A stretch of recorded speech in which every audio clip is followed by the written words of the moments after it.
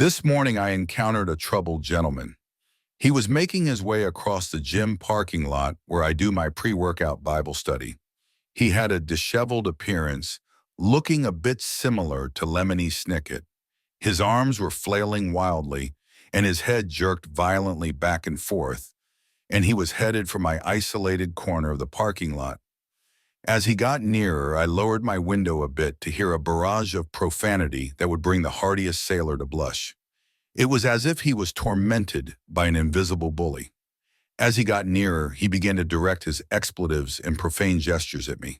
For a moment, I forgot the highlighted passages from the psalmist that I'd spent the last half hour studying, and I became quite agitated.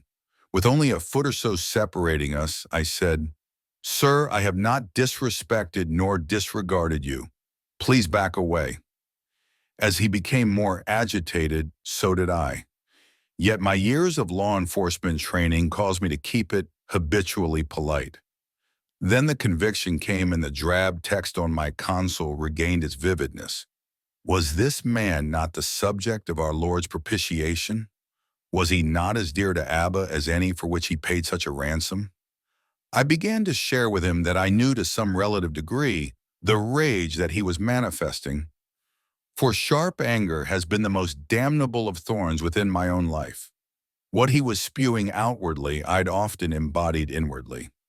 I began to speak of the only means of true healing that may well include the conclusion to the current infirmity, but would without fail address the heart and soul both here and hereafter.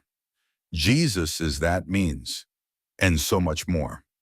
I wish this encounter had concluded like some of the gospel accounts in which I saw this man delivered and brought into his right mind like the incensed man of Gadara before my eyes.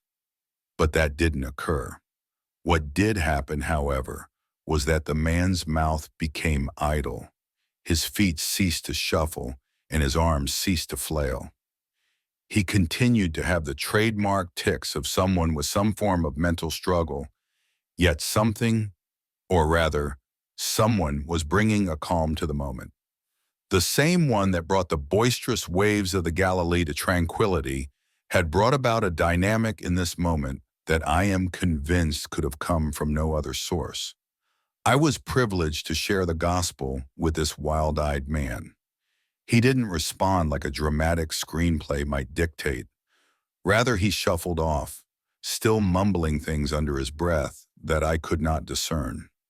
Yet this was a far cry from the flailing ball of aggression that had approached my window minutes earlier.